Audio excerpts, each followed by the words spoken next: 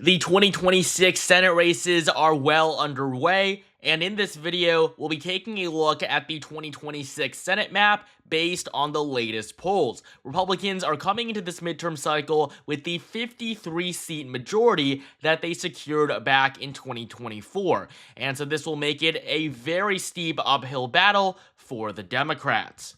Coming back to the map, we'll begin by filling in the solid seats for both parties. These seats will be decided by margins of 15 percentage points or more. Now, we don't have polling from every single race just yet, but we do have numbers from every single competitive one. And so starting off with the solid Republican seats, we have Idaho, Montana, Wyoming, South Dakota, Nebraska, Kansas, Oklahoma, Arkansas, Louisiana, Mississippi, Alabama, Tennessee, Kentucky, West Virginia, and South Carolina.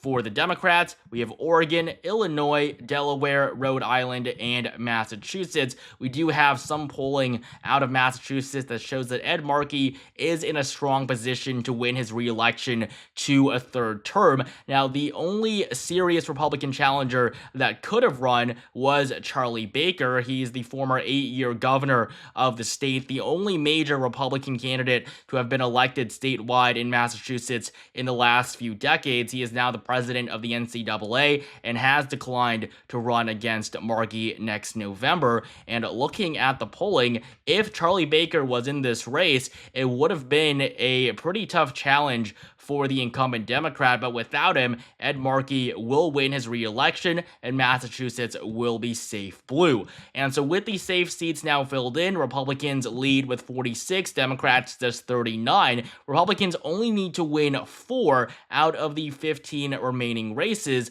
to hold on to control. We're now going to fill in the likely states. These races will be decided by margins of 5 to 15 points. They're going to be significantly more competitive than the solid races, but they are still going to be pretty one-sided. For example, Republicans are not going to lose Texas just because they don't win it by 15 points or more. In the Lone Star State, John Cornyn, the incumbent Republican, is seeking a 5th term. However, he is not performing well in the Republican primary. He is currently losing to Texas Attorney General Ken Paxton. Ken Paxton is a much stronger ally of the president. John Cornyn has been described as a rhino, and that is why a lot of Republicans want him out. Looking at Republican primary polling, Ken Paxton leads John Cornyn in every single recent poll. He's at over 50% in a significant number of them, and so it does seem like John Cornyn will be replaced at the top of the ticket. This really is quite surprising, as incumbent senators are basically shoo-ins for their party's renomination. On the Democratic side, we have a huge field of candidates, a lot of failed candidates from the past: Colin Allred, the 2024 nominee, and of course Beto O'Rourke, the 2018 nominee.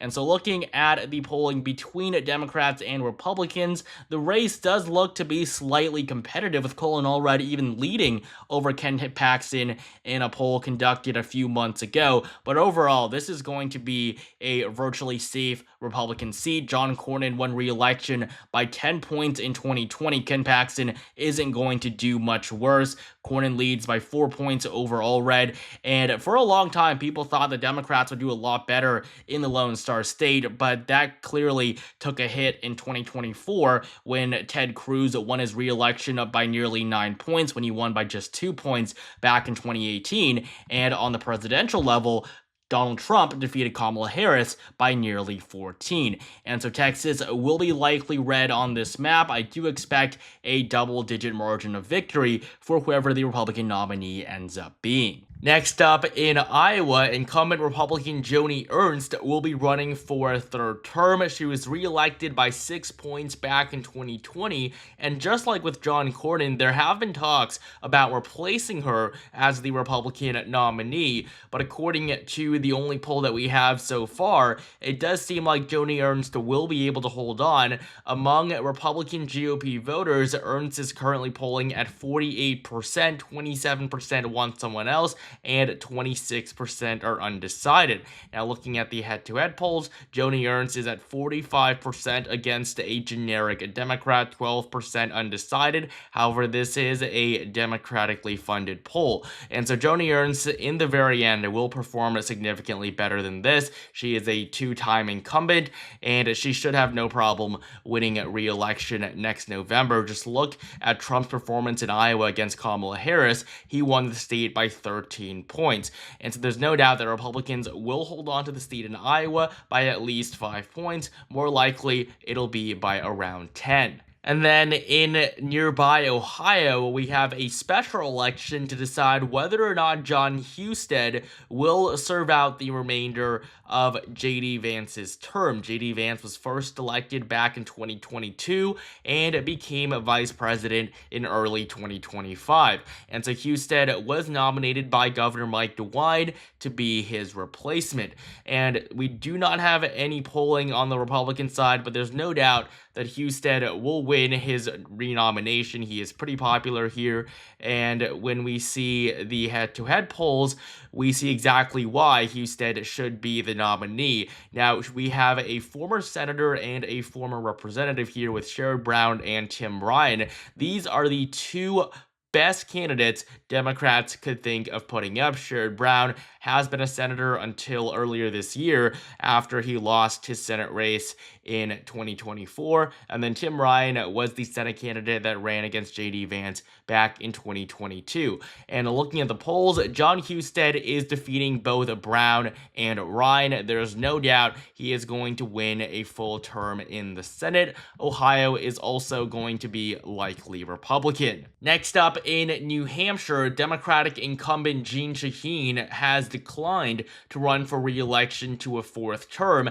and so that means that this seat will be open, and the first open seat in New Hampshire since 2010. Looking at the Democratic side, Chris Pappas is very likely to be the Democratic nominee. He currently represents New Hampshire's 1st congressional district. Meanwhile, on the Republican side, we have Scott Brown. He is a former U.S. Senator who won a special election in Massachusetts after the death of Ted Kennedy. He then ran in 2014 against Jeanne Shaheen and performed relatively well. And so looking at the polling between Democrats and Republicans, what we see here is that there is a legitimate chance for Scott Brown here. Chris Sununu would defeat both Chris Pappas and Jeanne Shaheen. Sununu is the former Republican governor, very popular in the state. If you look at Jeanne Shaheen versus Scott Brown trails by 10%, but this isn't that big of a deal, as of course Shaheen's name recognition is significantly higher in the state right now than what we're seeing for Scott Brown in terms of notoriety. And we don't have any polls with Chris Pappas yet, and we will be on the lookout for those. But as of right now, it seems like New Hampshire is going to be a rather competitive race. It's not going to be solid blue like it was in 2020 when Jeanne Shaheen easily won re-election to a third term. And so the Granite State will be likely blue on this map. I have Democrats winning by just over 5. And so with 11 races remaining, I'm going to fill in a few of them that simply aren't going to be very competitive and where we do not have the best polling data from yet. So starting off with the likely blue states, I'm going to fill in Colorado and New Mexico. These two races simply aren't going to be too competitive. We also have New Jersey. Democrats are very heavily favored to win, but the margin simply isn't going to be as large as it has been in the past. I mean, just look at the 2024 election results. Kamala Harris only carried New Jersey by 5.9% over Donald Trump. This was an abysmal showing for the Democratic Party. And on the Republican side, we have Alaska and Florida. Ashley Moody should finish out Marco Rubio's term.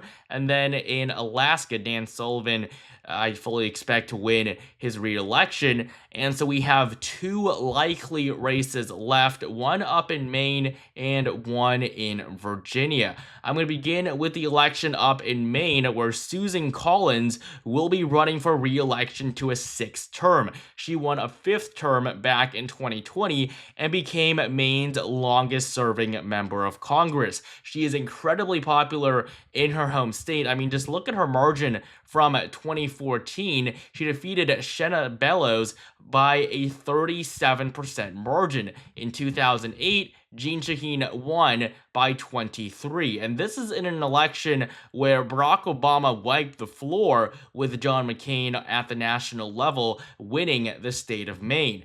And so Susan Collins has always performed incredibly well, especially back in 2020 when everybody thought that she would lose to Democratic challenger Sarah Gideon. She was the Speaker of the Maine House of Representatives and was leading by double digits in the polls just a week out from the election. But in the end, Susan Collins managed to pull out a victory, and a victory not by 1 or 2%, but by a whopping 8 percentage points. She is very likely to win her re-election in 2026, even though Maine generally does skew towards the left. I have no doubt that she's going to win, probably by just around 5 points, and so Maine is going to be the last likely red state on this map. However, we do still have one last likely blue state, and that is going to be Virginia, where Mark Warner is seeking re-election to a 4th term. He was first elected in 2008 alongside Barack Obama,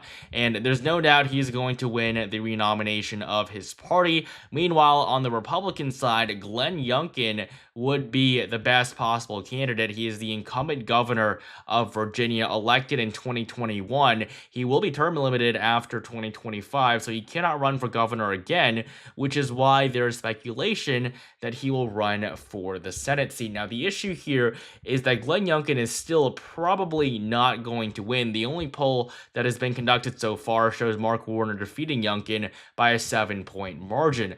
And so Glenn Youngkin definitely has presidential aspirations, and losing this race would not look good if he were to run in 2028. So I think there's a pretty good chance that Glenn Youngkin won't even run, and so that only increases the odds further for incumbent Senator Mark Warner, who I expect to win his re-election. Virginia will be the final likely state on this map. I have Democrats winning here by just over 5. And so with 4 seats remaining, Republicans only need to win 1 out of the 4 to maintain their 53-seat majority. Now, we only have 1 lean state on this map. Lean states are categorized by margins of victory between 1 and 5 percentage points. And the only lean state on this map is going to be Minnesota, where Tina Smith, the incumbent Democrat, will not be seeking a second full term. She was first elected back in 2018 in a special election to replace Al Franken, who resigned amid a sexual harassment scandal.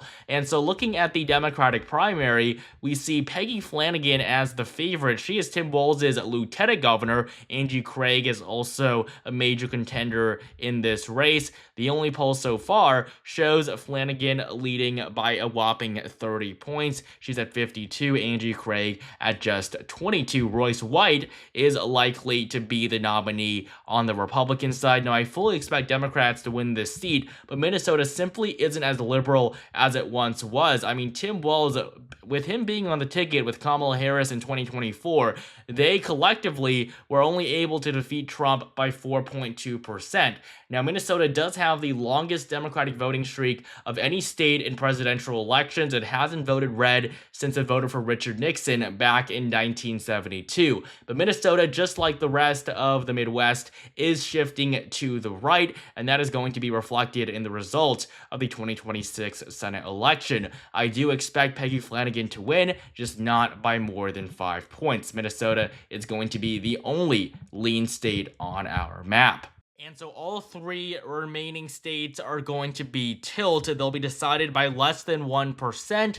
And the tilt categorization basically means that these are going to be the 3 most competitive races in the entire country. And so we'll begin by finishing off the Midwest with Michigan, where incumbent Democrat Gary Peters will not be running for re-election. He barely won his re-election in 2020. Democrats did very poorly in the Wolverine state in 2024, and those 2 things definitely impacted his decision to retire. And so looking at the Democratic primary to replace him, we basically basically have a three-way race. It's still a wide open primary. At this point, anyone could end up being the nominee. On the Republican side, Mike Rogers will be running. This is very good news for Republicans. He ran in 2024 against Alyssa Slotkin to fill the seat that Debbie Stabenow was leaving open, and Rogers lost by a margin of 0.34%. But this is with no backing from the Republican Party. The RNC barely gave Rogers any money, and if Rogers once again wins the nomination of the GOP again and actually gets funding in Michigan, he will have a very good chance at actually flipping the seat. And so looking at the latest polls between Rogers and the potential Democratic candidates, Mike Rogers leads in 4 out of the 7 polls. He is the best possible candidate for the GOP here, and I currently have Michigan as tilt Republican. I see it as a very, very narrow flip if Mike Rogers is given the necessary resources to win. Moving on down to North Carolina, Republican incumbent Thom Tillis will be running for re-election. No Democrat has won a Senate election in the Tar Heel state since 2008. Looking at the Republican primary, Thom Tillis's position at the top of the GOP ticket is quite precarious. There are talks about replacing him as the GOP nominee. If it's Thom Tillis versus someone else wins by 5 points. If it's Thom Tillis versus the failed 2022 gubernatorial candidate Mark Robinson, Thom Tillis wins by 7. If it's Thom Tillis versus Laura Trump blows Tillis out of the water, 65-11. Laura Trump hasn't officially declared a candidacy, but she is a potential nominee. And on the Democratic side, Roy Cooper, he is expected to release his decision as whether or not he'll be running pretty soon. He was the former governor of North Carolina. He served 2 full terms. He is the best possible candidate on the Democrat side. And when we look at the polls, Roy Cooper does have a very narrow lead over both Tillis and Trump. However, these are polls conducted by liberal pollsters. They're funded by the Democratic Party. And so in reality, Thom Tillis or Laura Trump, they should actually be able to defeat Roy Cooper. The state of North Carolina still generally leans quite a bit more to the right than to the left. It's the only one out of the 7 swing states that Trump was able to carry in both 2016, 2020, and 2024, all 3 of his runs. North Carolina, just by its political leaning, I'm going to give it to Republicans. They also do have the incumbency here. Thom Tillis was supposed to lose back in 2020. That's what everybody said, but ultimately he was able to win his re-election, even though many polls had him losing by as much as a double-digit margin. And finally, in Georgia, this could have been a flip for Republicans if Democrats didn't have the incumbency here just by party affiliation alone. I would give the Peach State to the GOP. Jon Ossoff will be running for re-election. This is his first bid for re-election since he first won back in 2020, and then of course the 2021 runoff against David Perdue. And so Jon Ossoff is relatively popular in Georgia. He's definitely a rising star within the Democratic Party. If we look at the primary here, there's no doubt that Ossoff is going to win renomination. On the GOP side, we have a much more packed primary. We really don't know who is actually going to be. Now, it would be Brian Kemp if he ran. Brian Kemp is the governor of Georgia. He is incredibly popular and would no doubt be able to defeat Jon Ossoff, but he has declined to run for the seat. And so looking at the head-to-head polls between Ossoff and the many Republican candidates, I mean, Jon Ossoff is defeating literally everyone else in every single poll, with the exception of Brian Kemp, who has actually defeated Ossoff in every single poll between the two.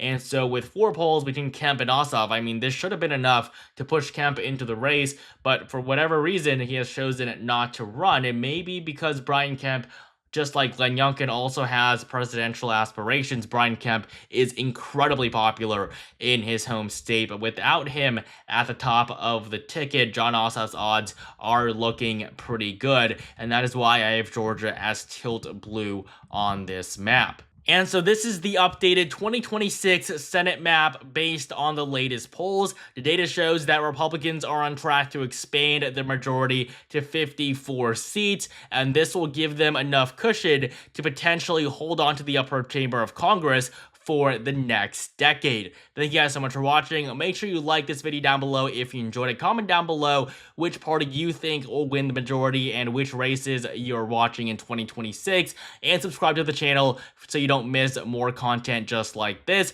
Thank you guys again so much for watching, and I'll see you guys in the next one.